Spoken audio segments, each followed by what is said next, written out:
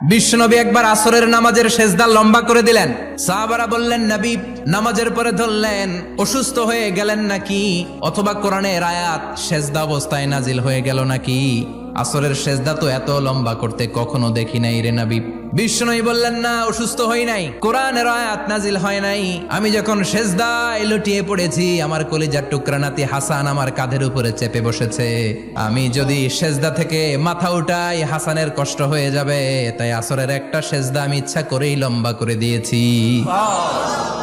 কি মায়া ছিল নাতিদের সাথে, যে নবী হচ্ছে সব নবীদেরও সর্দার। ওই নবীরে ঘোড়া বানায়, বিশ্বনবীর বাবরি চুল ছিল তো ওই চুল ধরে এরকম ঘোড়া ঘোড়া খেলতো। বিশ্বনবীর কাঁধে বসে বিশ্বনবীর বাবরি চুল টেনে টেনে কয়, এটা আমার ঘোড়া। হাসান হুসাইনের গায়ের এমন কোন জায়গা নাই যে জায়গায় বিশ্বনবী চুমা দেয় নাই। আর বলতেন, রাইহানা চাইনি ফিদ দুনিয়া, হাসান আর হুসাইন হলো আমার দুনিয়ার সুগন্ধি। এজন্য ছোট বাচ্চাদেরকে মসজিদ থেকে তাড়িয়ে দেয়া যাবে, এদেরকেও নিয়ে যান।